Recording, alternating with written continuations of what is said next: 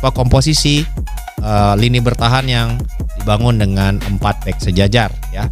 Berbeda dengan pendekatan di laga-laga resmi sebelumnya yang memang skema 3 back peninggalan Coach Shin Tae-yong masih cukup solid gitu, dan itu diteruskan, dan sekarang dengan adanya kesempatan uji coba kembali skema 4 back dan cukup solid nih sebenarnya secara defensif ya Mas Kurniawan. Ada tanggapan sedikit tentang itu Mas Kurniawan? Ya memang kalau kita melihat dari sisi defense kita, memang menurut saya di 2 laga uji coba ini praktis tidak menemukan kendala ya, karena memang lawan yang kita hadapi, lawan China Taipei juga nggak ngelawan. Kemudian pertandingan tadi yang saya berharap, saya pribadi itu berharap mereka melakukan high pressing seperti tim-tim dari Timur Tengah lainnya, tapi ternyata Libanon lebih ke low block defense, kemudian melakukan counter attack-nya pun tidak terarah, terutama di babak pertama.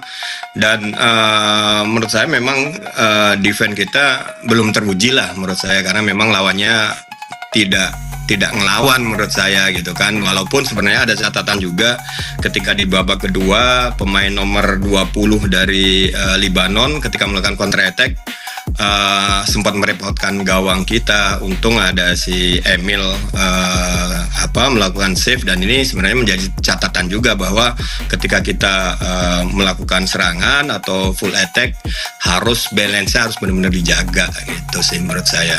Oke, dan ada juga beberapa nama yang membuat debut Mas Kurniawan. Pertama tentunya adanya seorang Miliano Jonathans yang tampil cukup menurutku impresif ya di sayap kanan. Kemudian juga ada debutan lain, itu adalah Mauro Zylstra, dan juga terakhir ada Wibowo yang sempat main sekitar 10 menitan lah ya gitu menuju akhir pertandingan. Nah, ini kan kaitannya dalam upaya untuk menemukan opsi-opsi lain dan kedalaman skuad untuk memperkaya opsi yang dimiliki oleh Coach Patrick. Nah, dari penampilan ketiga ini, dari komposisi tim yang sudah terbentuk, siapa menurut Mas Kurniawan yang kira-kira bisa merengsek untuk mendapatkan satu tempat di tim utama, atau mungkin bisa menjadi opsi dan solusi ketika memang terjadi deadlock dalam laga-laga putaran keempat?